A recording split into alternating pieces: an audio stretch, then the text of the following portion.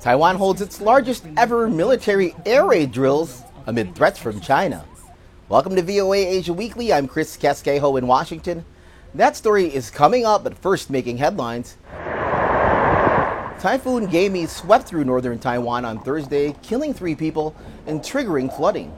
The typhoon, known as Carina in the Philippines, intensified monsoon rains in the country, causing the deaths of at least 22 people and displacing more than 600,000 others. Streets turned into rivers as heavy rain and floods forced the closure of government offices and schools in the capital city, Manila. Factories and businesses reopened in Bangladesh on Wednesday after the nationwide curfew was eased. Hospitals report that at least 147 people have been killed, and police have said they arrested around 3,000 people following last week's deadly protests over government job quotas. Most of the country's internet has been restored, but social media remains restricted. A small plane crashed while taking off in Kathmandu, Nepal Wednesday. The crash killed 18 people, but the captain survived. Nepal has been criticized for its poor air safety record.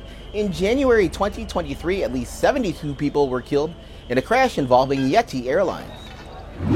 North Korean trash balloons landed on South Korea's presidential compound on Wednesday.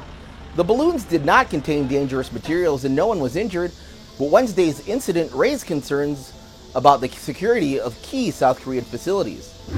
The Philippines and China reached a provisional arrangement for a resupply mission to a beached Filipino naval ship in the South China Sea on Sunday. In the Philippines' annual State of the Union address, President Ferdinand Marcos Jr. said that the Philippines cannot compromise and will find a way to de-escalate tension in the South China Sea. The Philippines cannot yield. The Philippines cannot waver.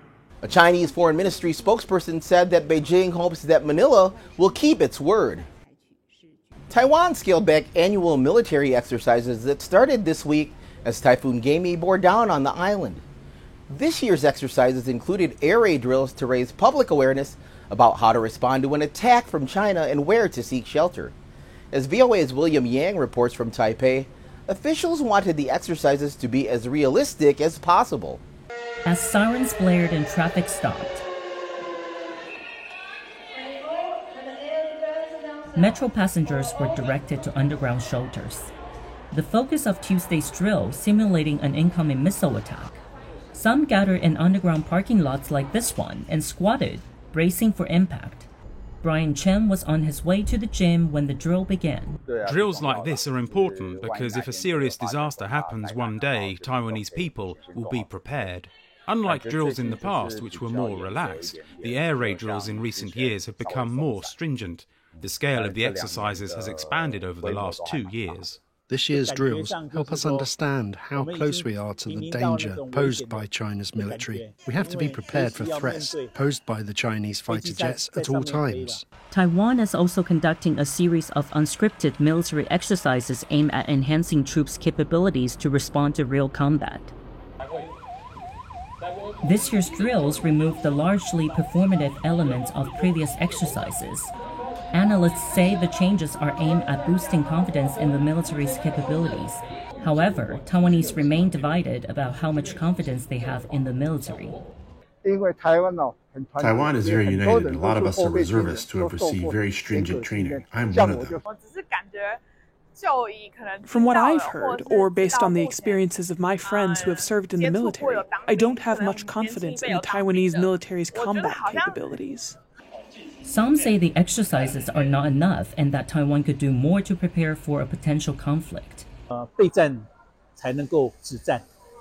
only way to prevent war is to be prepared for war. We can't keep pretending that everything is peaceful. Huang says in light of the growing threats from China, Taiwan should make future military exercises even closer to real combat.